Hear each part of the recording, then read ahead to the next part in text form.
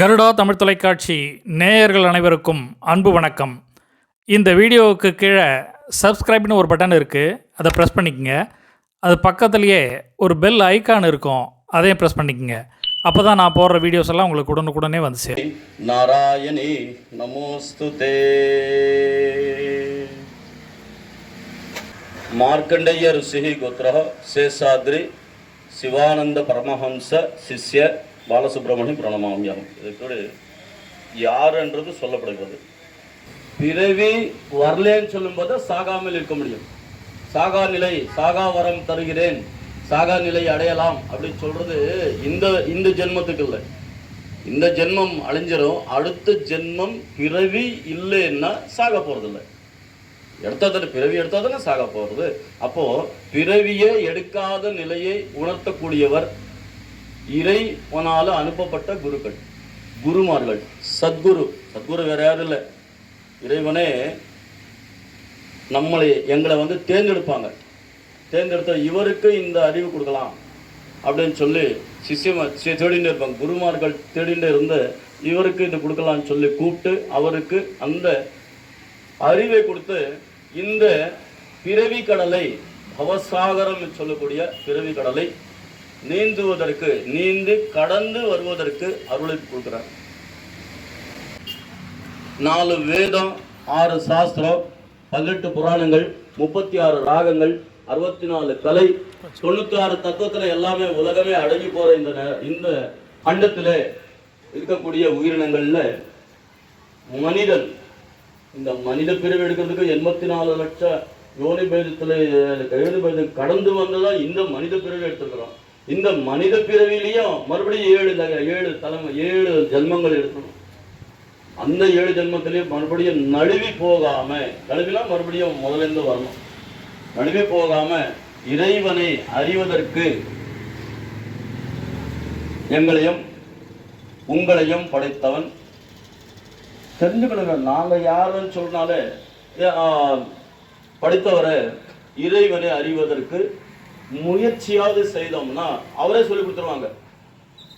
நான் எங்க இருக்கேன், எப்படி இருக்கேன் அப்படின்னு சொல்லி. ஒருத்தர்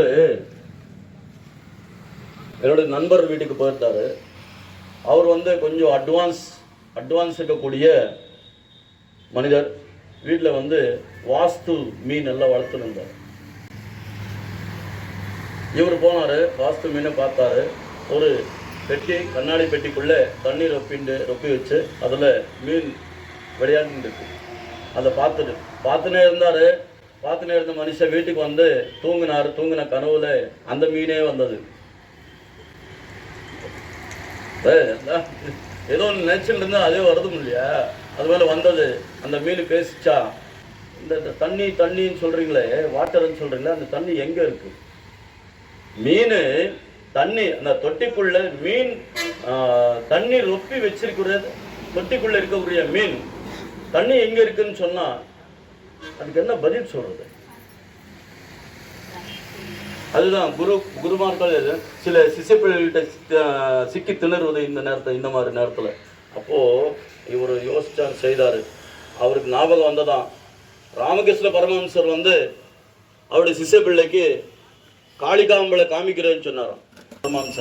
ராமகிருஷ்ண பரமஹம்சர் அவரு சிஷ்யப்பிள்ளைக்கு சொல்லியிருந்தார், காளிகா தேவியை நான் உபாசனை செய்கிறேன், காளிகா தேவியை அப்படின்னு சொல்லும்போது சிஷ்யப்பிள்ளை கேட்டாரு, காளிகா தேவியை எனக்கு காட்டுறியா? அவ்வளோதான், நான் காட்டுறவான்னு சொல்லிட்டு நதிக்கரைக்கு கூப்பிட்டு நதியில் முட்டியாளுக்கு நில்லுன்னு சொல்லிக்கிறார். முட்டியாளு நின்னாரு. அவரை மண்டையில் இருக்கிற எல்லாமே இப்போதான் நாங்கள் சிகை அலங்காரம் எல்லாமே செய்துக்கிறோம். அப்போல்லாம் குடுமி தான் வச்சுருந்தோம். அந்த குடுமையை பிடிச்சிட்டு அந்த தண்ணிக்குள்ள முக்கினாரு. முக்கின முடியல, அவரால் மேலே வந்தாரு. என்ன இப்படி செய்துட்டீங்க? காளிகாம்பா தெரியுறாளா? இல்லையே, மூச்சு விட முடியல. இப்படி மூச்சு வேணும்னு நீ எப்படி தவமே இருந்தியோ அது போல அந்த காளிகாவை பார்க்கணும்னு சொல்லி நீ முயற்சி பண்ணு, கிடைச்சிருவா அப்படின்னு சொன்னாரு. அப்படிதான் அது போல இவர் என்ன செஞ்சாரு, அந்த மீனை எடுத்து வெளியே போட்டார். அந்த தொட்டில இருந்து கனவுல மீனை எடுத்து தொட்டியிலிருந்து, தண்ணி இருந்த தொட்டியிலிருந்து வெளியேற்று மீனை வெளியே அந்த தொட்டிக்குள்ளே தண்ணி இருக்கிற தொட்டிக்குள்ள இருந்த மீனை எடுத்து வெளியே விட்டாரு. கொஞ்ச நேரம் தத்தளிச்சு போனது. அது இவ்வளவுதான், அது இந்த தாங்காதுன்னு சொல்லக்கூடிய நேரத்தில் அதை எடுத்து மறுபடியும் அதே தண்ணியில் விட்டார். உயிர் வந்தது. இப்போ உயிர் வந்துச்சா? ஆமாம். அப்போ உயிர் வந்ததுக்கு என்ன இருந்தது? தண்ணி தான். தண்ணி இப்போ பார்த்துட்டியா? இது முதல்ல சொல்லியிருக்கலாமே. தண்ணி எனக்கும் எனக்குள்ளேயும் வெளியமும் அதுதான் எனக்கு, நீ முதல்ல சொல்லுங்க, நான் உணர்ந்திருப்பேன். நீ உணரலையே, உணரலாம் தான் இப்போ இந்த மாதிரி செய்து கொடுத்தேன்னு சொல்லி சில குருமார்கள் இப்படி நடந்துக்கிறது போல நடக்கிறதுனால தான் அது புரியுது.